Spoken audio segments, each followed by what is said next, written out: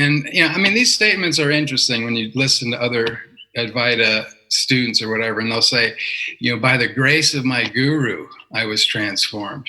So, I mean, Wayne, I do feel, a stronger connection kind of developing here, a trust within myself, for everybody, for this process.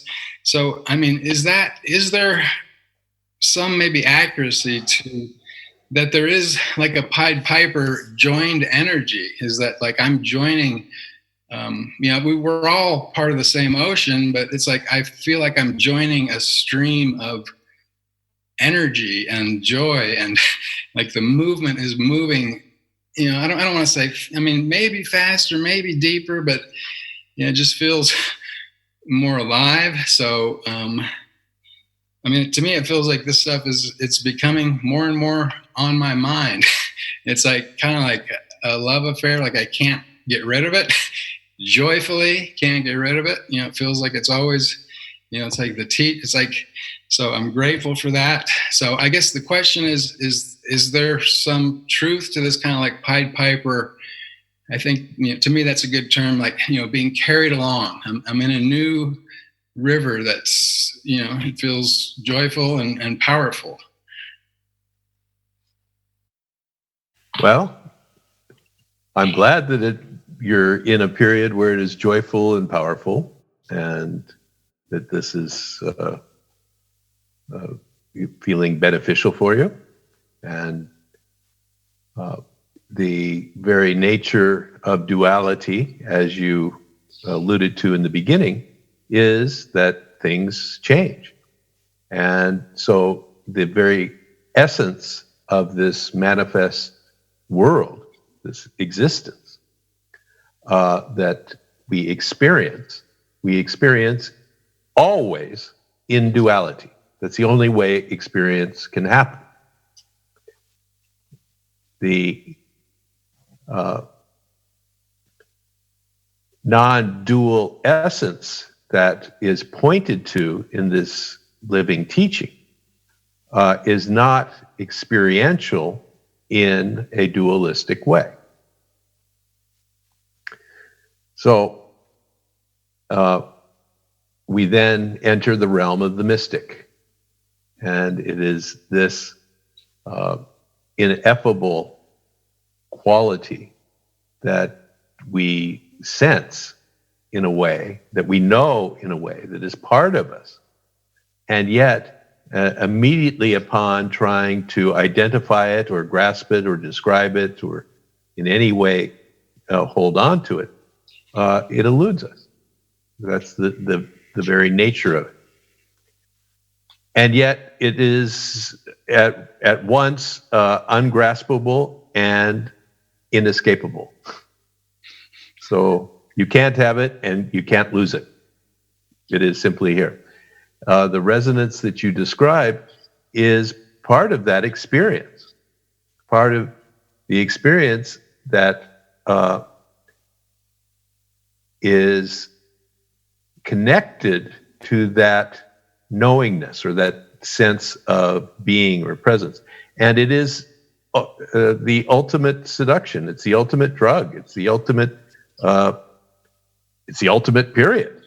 And so we are, when experiencing it, drawn to it. We are carried by it. It's that energy is recognized as being essential to us.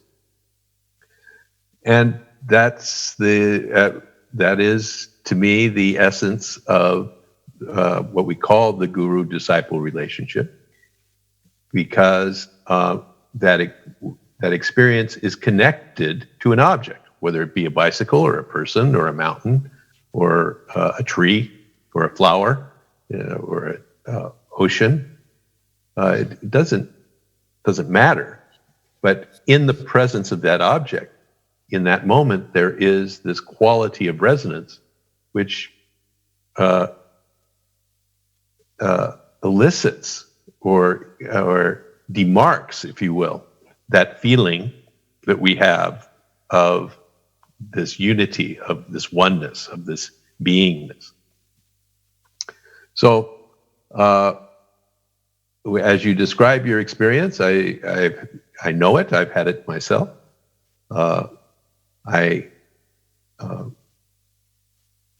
was blessed to connect to my guru Ramesh and to have that enduring connection in duality, in living. See? So this teaching is often mistakenly, to my mind, inaccurately dubbed non-duality. And in fact, it is more precisely non-dualism. The duality is the structure of this manifest world. It is a dualistic structure. And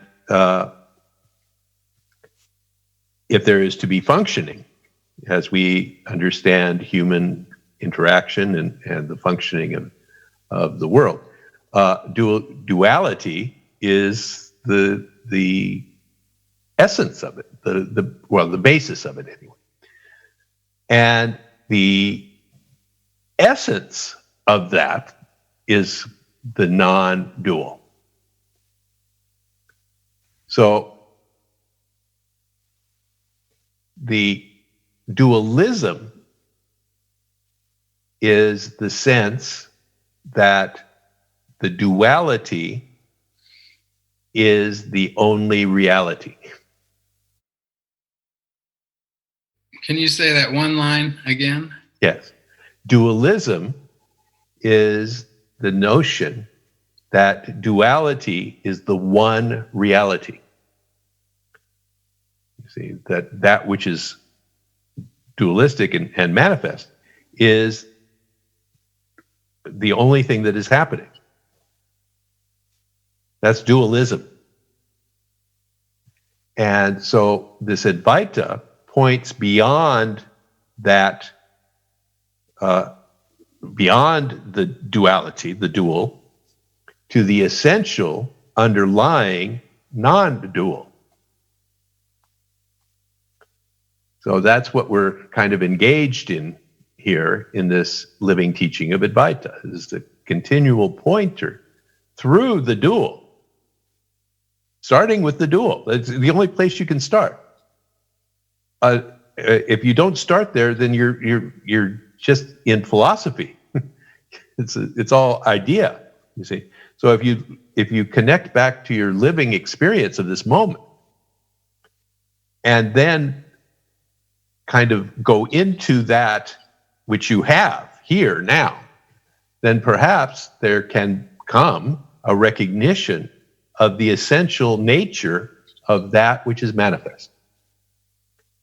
To connect to that, if you will, or recognize that which is here, now, omnipresent, always manifesting as this.